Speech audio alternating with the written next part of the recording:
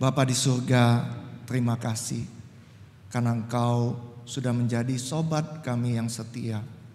Di waktu kami susah, di waktu kami sendirian, di waktu kami sakit, di waktu orang tidak mengerti diri kami, Engkau yang selalu menjadi sahabat yang setia bagi kami. Terima kasih ya Tuhan untuk kasih-Mu. Terima kasih Tuhan untuk kesetiaan-Mu di dalam hidup kami. Tuhan, pagi hari ini kami mau belajar firman Tuhan.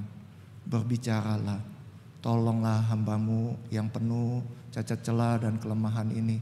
Biarlah dia boleh menyampaikan firman Tuhan dengan baik dan kami semua bisa mengerti kebenaran firman Tuhan. Terima kasih Tuhan Yesus. Di dalam nama Tuhan Yesus kami berdoa. Amin. Ya, terima kasih juga buat Ibu Margaret yang sudah menjelaskan tadi ya mengenai Ibu Ida Daya ya. Nah, biasanya kita tuh cuma lihat sepenggal videonya gitu ya. Tapi saya pernah lihat yang fullnya itu. Sebelum dia melakukan penyembuhan itu, dia memanggil roh gitu ya. Dia memanggil, saya memanggil roh yang ini, roh yang ini, roh yang ini untuk menyembuhkan ya. Jadi itu sebenarnya adalah kuasa gelap Bapak Ibu ya. Jadi kita harus hati-hati dengan hal yang seperti ini. Kuasa gelap apakah bisa menyembuhkan? Bisa. Tapi biasanya kuasa-kuasa gelap itu menuntut sesuatu dari kita, yaitu jiwa kita ya. Jiwa kita yang diambil sama dia ya. Oke. Nah, Bapak Ibu, pagi hari ini bisa minta tolong PPT-nya.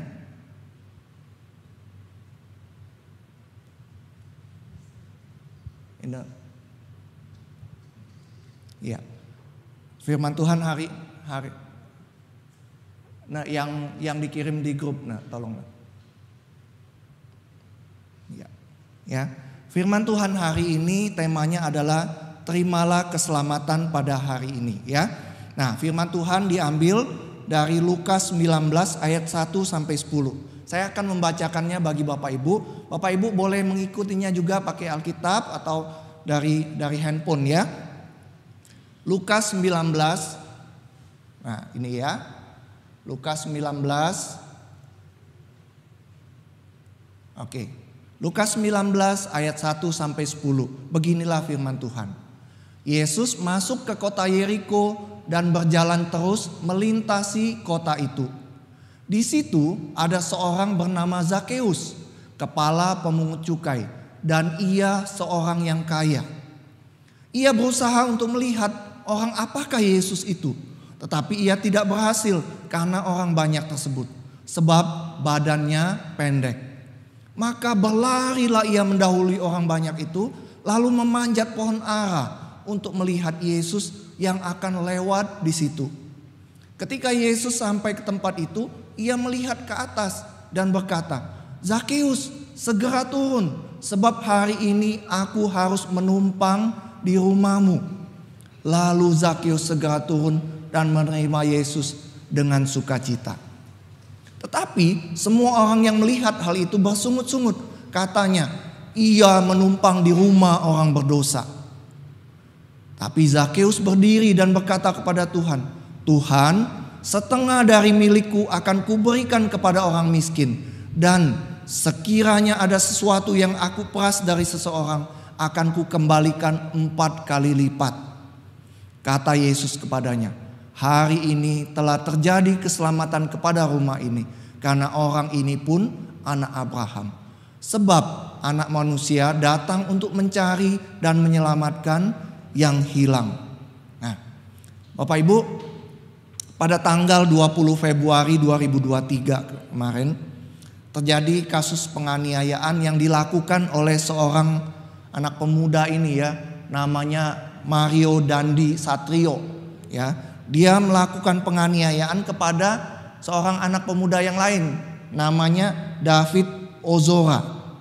Nah, Mario Dandi ini menganiaya si David, lalu hasilnya David Ozora itu menjadi koma, Bapak Ibu.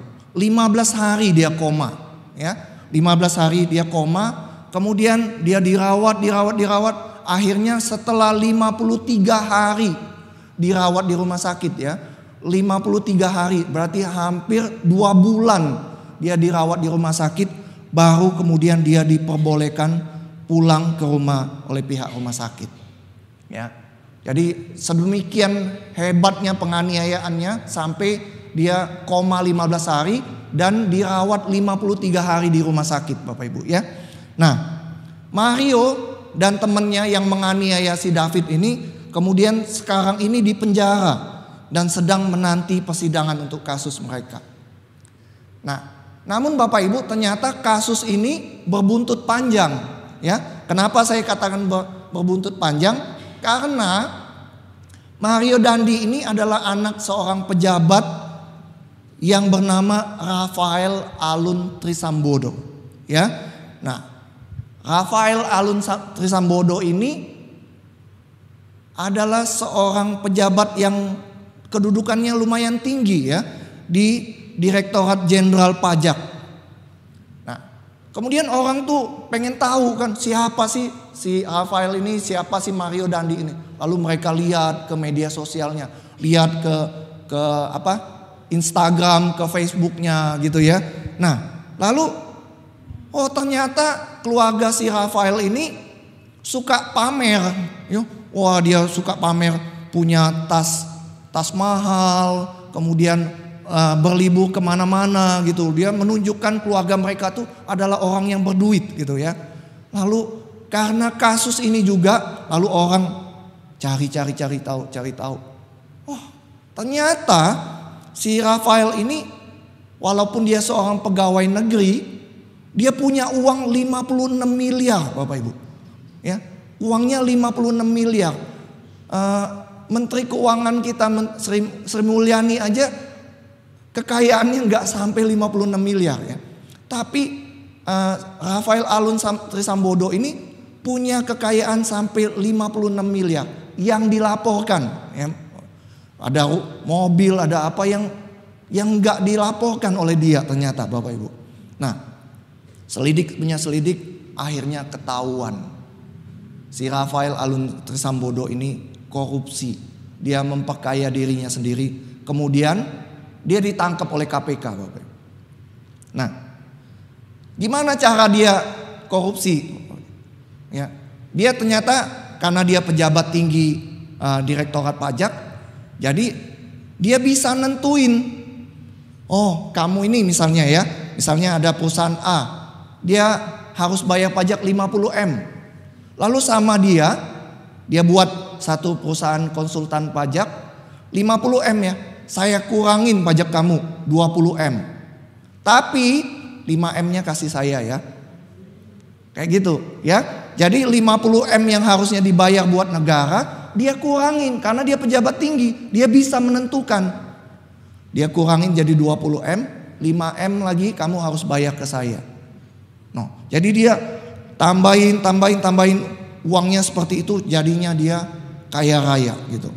Waktu KPK gerbek rumahnya, di berangkasnya ada uang belasan miliar yang nggak dilaporkan juga gitu, ya. Nah, itu cara dia melakukannya. Dia melakukan semuanya itu untuk memperkaya dirinya sendiri. Seorang petugas pajak harusnya kumpulin pajak buat siapa, Bapak Ibu? Buat negara, ya. Tapi dia ambil uang pajak itu untuk memperkaya dirinya sendiri gitu. Tidak heran kenapa orang tuh banyak sekali pengen kerja di Departemen Keuangan, apalagi di pajak gitu. Karena kerjaan itu dijuluki apa? Tempat basah, Bapak Ibu, ya. Maksudnya apa tempat basah? Oh, banyak komisinya, bisa dapat komisi gitu, ya.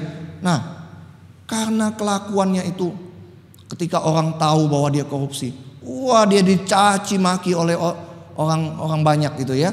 Dia dan seluruh keluarga besarnya diselidiki. Oh, mantunya siapa ini, ya? Oh, ini ya, anaknya siapa ini? Wah, itu media sosialnya diserang orang, dimaki-maki orang. Kamu ini yang ini gitu, ya. Jadi gara-gara itu dia dicaci maki oleh banyak orang karena korupsi tersebut. Diperkirakan bukan hanya bapaknya aja, tapi banyak orang-orang yang di Direktorat Jenderal Pajak itu yang melakukan korupsi juga, sama seperti itu Bapak Ibu. Nah, orang-orang lalu mengkampanyekan, oh kalau gitu gak usah bayar pajak lah. Ya, kita dulu ingat ya, ada dulu Gayus ini juga orang pajak juga, hartanya banyak, sudah di penjara pun dia masih bisa jalan-jalan ke Bali nonton tandingan tenis ya. Jadi ketika orang melihat seperti itu, orang bilang udahlah nggak usah bayar pajak, nggak usah bayar pajak. Kenapa? Karena cuman buat susah dan hasilnya cuman dinikmati oleh segelintir orang tersebut ya, dimakan oleh pejabat pajak tersebut. Bapak Ibu, itu yang terjadi saat ini ya. Dan yang lebih parah lagi Bapak Ibu, ini Bapak Ibu, Rafael Alun Trisambodo tersebut ternyata adalah seorang anak Tuhan. Ya, kalau Bapak Ibu tahu arti nama Rafael itu Rafael, ya, L-nya itu Elohim, Tuhan. Rafa itu menyembuhkan, Tuhan yang menyembuhkan. Kita tahu ya, ada lagu Yehovah Rafa ya, Allah yang menyembuhkan. Nah, Rafael bukannya menyembuhkan orang, tapi justru menimbulkan sakit hati ya. Orang malah bukannya menyembuhkan, tapi orang sakit hati. Kenapa? Karena pajaknya dimakan oleh dia ya. Banyak orang yang kemudian mencemooh orang Kristen, menghina agama Kristen karena dia seorang anak Tuhan. Bapak Ibu, kenapa saya cerita ini ya? Itu karena kasus yang terjadi ini mirip sekali dengan bacaan yang kita baca tadi, perikop tentang siapa tadi? Zakeus, ya. Nah, jadi saya melihat, kasus ini bisa menolong saya untuk mengerti apa yang sebenarnya terjadi dengan Zakeus, Bapak Ibu, ya. Zakeus itu adalah kepala pemungut cukai. Jadi dia bukan cuma seorang petugas pajak, tapi dia adalah kepalanya Bapak Ibu ya. Jadi semua orang petugas pajak itu di bawah dia gitu. Nah, bahkan dia dicatat itu sebagai kepala pemungut cukainya. Alkitab mencatat bahwa dia juga orang yang kaya Bapak Ibu ya. Nah, kalau Bapak Ibu tahu ya, kita bangsa Israel waktu itu ada di bawah pemerintahan penjajahan Romawi. Nah, kalau misalnya orang yang menjajah itu, negara yang menjajah itu bisa minta uang upeti kepada negara yang dijajah. Lalu ketika dia minta uang supaya nggak ribut, supaya nggak berantem, jadi pemerintah Romawi itu sengaja cari orang-orang dari bangsa Israel sendiri. Ya, supaya mereka nggak ribut gitu ya. Kalau misalnya pemerintah Romawi yang memungut pajaknya sendiri, itu bisa berantem, bisa perang ya. Tapi supaya mereka nggak berantem, mereka sengaja pilih orang-orang Yahudi sendiri, orang-orang dari bangsa Israel sendiri untuk memungut pajak tersebut Bapak Ibu. Nah, caranya gimana?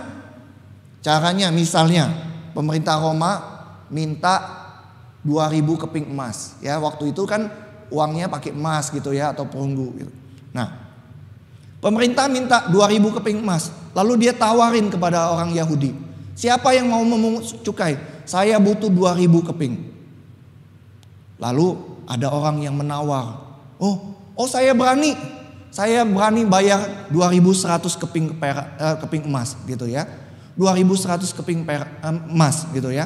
Nah, orang yang menawar paling tinggi dia yang dapat, istilahnya di tender gitu ya. Siapa yang paling tinggi nawar, dia boleh dapat. Nah, waktu misalnya Zakeus tawar, aku kasih kamu 2.100 keping emas. Oke, deal, kamu bayar ya. Nah, lalu apa yang dilakukan oleh Zakeus Bapak Ibu? Yang dia lakukan, dia bisa memungut pajak seenaknya dia ya. Jadi tadi dia bayar 2.100 kan ke pemerintah Romawi. Lalu dia pungut kepada rakyat itu 3.000. Ya, 3.000 keping emas. Selisihnya itu yang masuk ke dalam kocek dia, ke dalam kantong dia. Ya, jadi hampir sama dengan yang dilakukan oleh Rafael Alun Trisambodo tadi ya. Cuma bedanya kalau yang tadi dia kurangin pajaknya, selisihnya masuk kantong. Tapi kalau Zakeus dia tambahin pajaknya supaya selisihnya itu masuk ke kantong dia, Bapak Ibu. Ya, tidak heran Zakeus jadi musuh orang Israel, musuh bangsa Yahudi.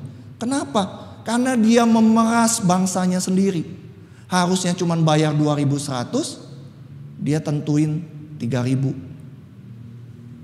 Ya. Jadi para pemungut cukai itu dianggap menjual bangsanya sendiri gitu. Menjual bangsanya kepada pemerintah Romawi. Nah, Bapak Ibu, yang tragisnya nih ya. Yang tragisnya sama seperti Rafael tadi. Rafael tadi namanya punya arti rohani. Zakeus ini juga artinya punya makna rohani, Bapak Ibu. Zakeus itu adalah nama dalam bahasa Yunani, tapi asalnya dari bahasa Ibrani yang artinya zakai ya, zakai. Artinya bersih, tidak bersalah. Tragis bukan? Ya. Namanya bersih, tidak bersalah, murni atau saleh, tapi kelakuannya seperti itu ya. Orang yang namanya murni atau saleh itu sekarang bekerja sebagai pemungut cukai. Nah, jadi mirip nggak Bapak Ibu kisahnya dengan Zakeus, dengan Rafael Sambodo tadi ya? Mirip ya. Keduanya juga seharusnya hidup sebagai anak Tuhan. Tapi mereka kemudian berusaha memperkaya diri mereka dari pekerjaan memungut pajak. Ya. Dengan kata lain Bapak Ibu, keinginan mereka untuk kaya membuat mereka tidak peduli lagi dengan namanya. Mereka menghalalkan segala cara untuk itu Bapak Ibu. Ya, dia nggak peduli lagi namanya itu artinya apa. Dia nggak peduli semua orang memusuhi dia, semua orang mencaci maki, nggak peduli Bapak Ibu. Ya, keinginan mereka untuk kaya membuat mereka tidak lagi peduli dengan namanya dan mereka menghalalkan segala cara untuk itu. Bapak Ibu, saya mengajak Bapak Ibu untuk sedikit berimajinasi gitu ya. Dia pengen kaya, Zakeus pengen kaya. Ya. Lalu dia pikir muter otaknya. Gimana ya caranya supaya saya kaya? Lalu dia dapat ide. Oh, aku jadi pemungut cukai aja ya gitu. Nah, saya bayangin dia mungkin sudah dibilangin sama orang tuanya. Jangan jadi petugas pajak. Kamu nanti dimusuhin orang. Udah biarin Pak katanya gitu. Atau mungkin ketika dia sudah punya istri, udah punya anak istrinya juga ingetin bapaknya. Pak, jangan Pak, nanti kamu dimusuhin semua orang. Itu artinya kamu jadi pengkhianat bangsa. Tapi dia nggak peduli Bapak Ibu. Ya, yang dia pikirkan cuma mencapai impiannya untuk menjadi kaya. Dan dia memutuskan untuk menjadi seorang pemungut cukai. Hasilnya apa Bapak Ibu? Firman Tuhan katakan memang dia jadi orang kaya Bapak Ibu ya. Tapi dia menjalani hidupnya dengan kesepian ya, gak punya teman, dimusuhi orang, dicaci maki orang gitu. Nah Bapak Ibu, bahkan dikatakan ada aturan dari bangsa Yahudi, seorang pemungut cukai itu gak boleh masuk ke bait Allah. Saking dibencinya gitu ya, mereka itu dianggap sebagai pengkhianat bangsa, menjual bangsanya sehingga nggak boleh masuk. Bapak Ibu, ketika Zakeus pengen menjadi kaya, hasilnya apa? Dia menjalani hidupnya kesepian, dimusuhi oleh orang banyak. Kemudian hasilnya apa Bapak Ibu? Dia tidak boleh masuk ke rumah Tuhan. Dia jauh daripada Tuhan. Bapak Ibu, firman Tuhan dalam 1 Timotius 9 ayat 10, 1 Timotius 6 ayat 10 berkata begini. Karena akar segala kejahatan ialah cinta uang. Ini keterusannya ya Bapak Ibu ya. Sebab oleh memburu uanglah beberapa orang telah menyimpang dari iman dan menyiksa dirinya dengan berbagai-bagai duka. Itu yang terjadi dengan Zakeus Bapak Ibu. Itu juga yang terjadi dengan Rafael. Dan itu juga yang bisa terjadi dengan kita kalau kita mencintai uang dan memburu uang sedemikian rupa Bapak Ibu. Tapi Bapak Ibu, puji Tuhan. Ya, puji Tuhannya kenapa? Kisah Zakeus itu tidak hanya berhenti sampai di sini Bapak Ibu. Ya, dicatat bahwa suatu hari Tuhan Yesus datang ke kota Yeriko tempat Zakeus tinggal dan bekerja. Hidup Zakeus kemudian berubah total. Ya, firman Tuhan tadi katakan Zakeus berkata kepada Tuhan Yesus, Tuhan, setengah dari milikku akan kuberikan kepada orang miskin. Dan sekiranya ada sesuatu yang aku peras dari seseorang, akan kukembalikan 4 kali lipat Bapak Ibu. Nah Bapak Ibu, ketika membaca bagian ini saya awalnya bingung ya. Bingungnya kenapa Bapak Ibu? Tuhan Yesus itu loh cuman ngomong, Zakeus turun, aku mau menumpang di rumahmu. Lalu omongan Tuhan Yesus yang satu kalimat itu bisa membuat Zakeus ngomong, separuh hartaku akan kuberikan kepada orang miskin. Kalau ada yang kuperas aku akan kembalikan 4 kali lipat. Saya bingung Bapak Ibu awalnya. Kenapa? Tuhan Yesus cuma ngomong seperti itu, tapi kok Zakeus bisa berubah total seperti itu Bapak Ibu. Iya kan? Ya, Tuhan Yesus cuma ngomong sepatah kalimat, lalu Zakeus berubah Bapak Ibu. Apa sih yang membuat Zakeus itu berubah Bapak Ibu? Nah, awalnya saya bingung. Saya pikir kalau mau mempertobatkan orang tuh harus khotbah KKR gitu ya. Tapi ternyata enggak. Tuhan Yesus cuma perlu ngomong satu kalimat dan Zakeus berubah. Tobat Bapak Ibu ya. Nah, kenapa Zakeus bisa bertobat dan berubah total hidupnya? Nah, ini yang menariknya Bapak Ibu ya. Nah, Bapak Ibu tadi dicatat Tuhan Yesus itu masuk ke kota Yeriko ya. Dia masuk ke kota Yeriko. Kalau Bapak Ibu tahu, Tuhan Yesus itu dijuluki apa? Orang Nazaret. Ya, benar ya? Tuhan Yesus itu dijuluki orang Nazaret. Kita tuh orang Kristen disebut orang Nasrani itu karena itu pemimpinnya dari Nazaret ya. Nasrani itu Nazaret gitu ya. Nah, Tuhan Yesus tuh datang dari Nazaret dan dia mampir ke kota Yeriko, dia masuk. Tapi menariknya begini Bapak Ibu. Sebelum pasal 19 ini, Tuhan Yesus gak pernah datang ke kota Yeriko. Dia belum pernah mampir ke kota Yeriko. Di seluruh Lukas itu sebelum pasal 19 ini, tidak ada dicatat satu kali pun Tuhan Yesus mampir ke kota Yeriko Bapak Ibu. Lalu Tuhan Yesus masuk ke kota Yeriko. Dia yang adalah orang Nazaret masuk ke kota Yeriko. Dia sebenarnya orang asing di kota Yeriko. Ya. Jangankan kenal orangnya Bapak Ibu. Ya. Yesus masuk ke kota ini pun baru 1 kali. Jadi dia nggak kenal siapa-siapa Bapak Ibu. Dia tidak mengenal kota ini dan dia tidak mengenal orang-orang yang di dalamnya. Ya. Di pasal 18 sebelumnya orang-orang mendengar kabar tentang Tuhan Yesus yang menyembuhkan seorang buta ya. Di pasal 18 itu Tuhan Yesus menyembuhkan orang buta. Jadi ketika Tuhan Yesus masuk itu orang ramai menyambut dia. Kenapa? Karena Tuhan Yesus menyembuhkan orang buta sebelumnya gitu. Nah, ini yang harus kita ingat Bapak Ibu ya. Zakeus itu belum pernah bertemu Yesus. Ya. Tadi ya saya katakan yang menariknya ini, Zakeus itu ternyata belum pernah bertemu dengan Tuhan Yesus Bapak Ibu. Nah, lalu Tuhan Yesus memanggil nama Zakeus. Dia turun dari pohon itu Karena Yesus memanggil Zakeus dengan namanya. Bapak Ibu, saya membayangkan Zakeus yang di atas pohon itu kaget dan terheran-heran. Aku gak kenal nih orang. Ya.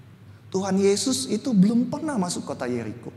Tetapi ketika Tuhan Yesus datang, menghampiri, mau melewati pohon ara tersebut, Tuhan Yesus melihat ke atas.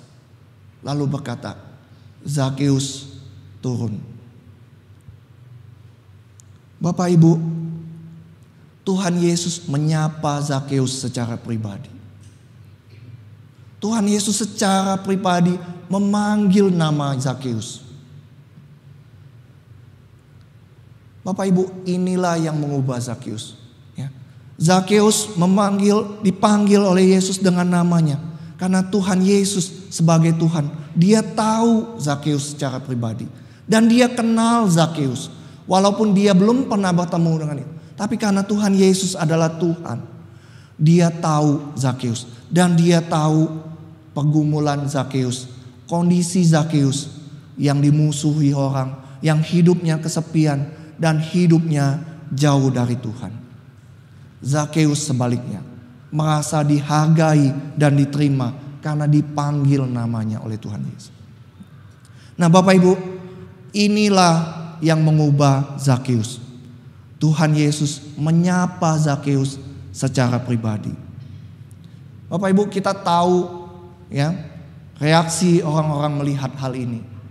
Tetapi semua orang yang melihat itu bersungut-sungut katanya, iya, itu Tuhan Yesus menumpang di rumah orang berdosa. Orang Yahudi saat itu melihat Tuhan Yesus memihak kepada seorang pengkhianat, seorang pendosa besar. Tapi Tuhan Yesus enggak peduli tentang hal itu Bapak Ibu. Ya. Yesus menerima Zakeus tanpa menghakimi dia. Ya. Tuhan Yesus tahu enggak dia pemungut cukai? Tahu. Dia bahkan tahu namanya Bapak Ibu. Ya. Tuhan Yesus tahu Zakeus adalah seorang pemungut cukai. Tapi Tuhan Yesus tidak menghakimi dia. Ya. Yesus tidak menghakimi Zakeus lagi karena dia tahu sesungguhnya Zakeus di dalam hatinya sudah tahu bahwa dia berdosa dan dia menyesali dosanya. Tuhan Yesus Bapak Ibu menerima Zakeus apa adanya. Dan ketika Zakeus diterima apa adanya, hidupnya berubah total Bapak Ibu.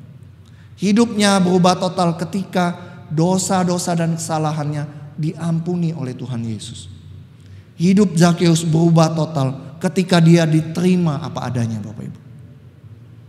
Tuhan Yesus berkata, hari ini telah terjadi keselamatan kepada rumah ini. Karena orang ini pun anak Abraham.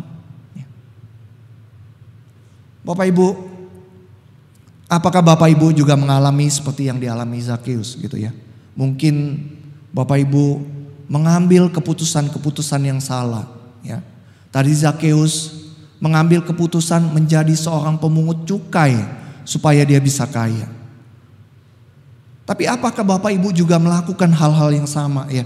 Membuat keputusan-keputusan yang salah, membuat hidup Bapak Ibu menjadi berantakan. Banyak hal yang Bapak Ibu sesali sehingga ketika Bapak Ibu merenungkannya saat ini, Bapak Ibu merasakan bahwa oh iya ya, keputusan saya yang dulu itu adalah keputusan yang salah. Kita memburu, mencintai uang sedemikian rupa sehingga dikatakan firman Tuhan, kita ditimpa dengan berbagai-bagai duka Bapak Ibu. Atau mungkin Bapak Ibu punya anak, mantu, cucu yang mengalami hal yang sama juga Bapak Ibu. Ya. Bapak Ibu melihat mereka membuat keputusan-keputusan yang salah karena ingin kaya, sehingga kemudian hidupnya berantakan dan ditimpa berbagai-bagai duka. Bapak Ibu, hari ini ada kabar baik bagi kita semua. Ya. Kalau kita menyesali apa yang sudah terjadi, kalau kita menyesali sudah membuat keputusan-keputusan yang salah, kalau kita berusaha mencari dan menemui Tuhan Yesus, seperti yang dilakukan oleh Zakheus tersebut. Firman Tuhan katakan ada pengampunan bagi kita, ada pemulihan bagi kita, ya. Tuhan Yesus berkata, sebab Anak Manusia datang untuk mencari dan menyelamatkan yang hilang. Kabar baiknya adalah Tuhan Yesus menerima kita apa adanya tanpa menghakimi kita. Firman Tuhan katakan dalam Mazmur 103, Tuhan itu adalah penyayang dan pengasih, panjang sabar dan berlimpah kasih setia. Tidak selalu ia menuntut dan tidak untuk selama-lamanya ia mendendam. Tidak dilakukannya kepada kita setimpal dengan dosa kita dan tidak dibalasnya kepada kita setimpal dengan kesalahan kita. Bapak Ibu, kita mungkin melakukan banyak sekali kesalahan.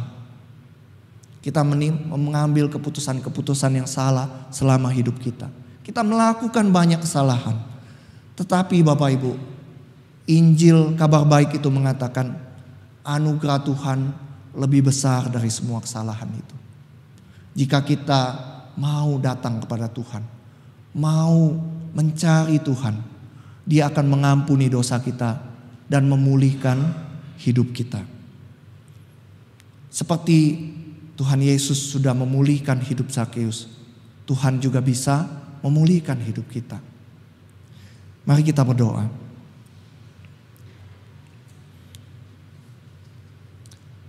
Saya mengajak Bapak Ibu untuk merespon dua hal ini, Bapak Ibu. Yang pertama, Bapak Ibu, firman Tuhan dalam 1 Timotius 6 ayat 10 tadi berkata, karena akar segala kejahatan ialah cinta akan uang. Sebab oleh memburu uanglah beberapa orang telah menyimpang dari iman dan menyiksa dirinya dengan berbagai-bagai duka. Tapi Bapak Ibu, firman Tuhan juga berkata, Tuhan tidak lalai menepati janjinya. Sekalipun ada orang yang menganggapnya sebagai kelalaian, tetapi Tuhan sabar terhadap kamu, karena Ia menghendaki supaya jangan ada yang binasa, melainkan supaya semua orang berbalik dan bertobat. Bapak Ibu, Tuhan menanti kita dengan sabar untuk kembali kepadanya, mengakui segala kesalahan dan dosa kita. Dia akan mengampuni segala kesalahan dan dosa kita jika kita mengakuinya. Bapak Ibu, jika ada di antara Bapak Ibu yang hari ini berkata, saya mau Tuhan, saya tahu saya sudah membuat keputusan-keputusan yang salah. Saya tahu saya sudah melakukan segala kesalahan ini.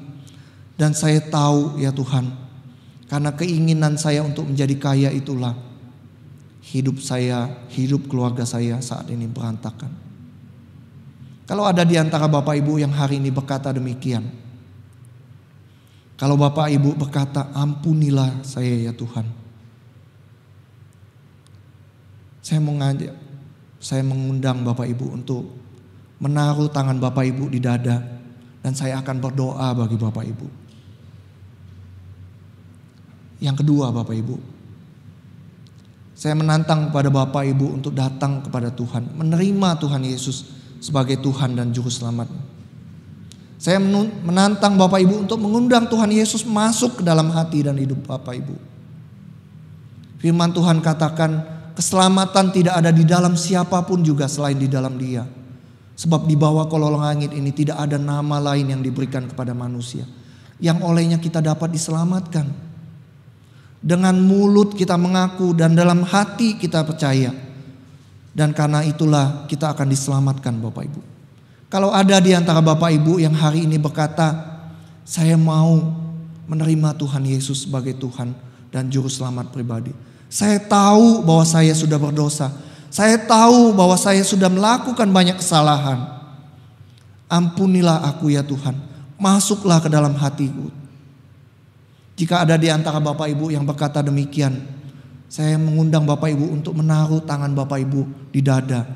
Dan saya akan berdoa bagi Bapak Ibu. Tuhan, Engkau yang melihat ya Tuhan, tangan-tangan yang ditaruh di dada. Engkau yang melihat ya Tuhan, hati-hati yang menyesali akan segala keputusan-keputusan salah yang sudah kami buat. Akan tindakan-tindakan yang salah yang sudah kami buat ya Tuhan. Kami mencintai uang dan memburunya sedemikian rupa. Sehingga hidup kami berantakan. Dan kalau saat ini kami ditimpa berbagai-bagai duka, itu semua karena kesalahan kami ya Tuhan. Ampunilah kami ya Tuhan. Masuklah ke dalam hidup kami, dalam hati kami. Sucikan hati kami ya Tuhan.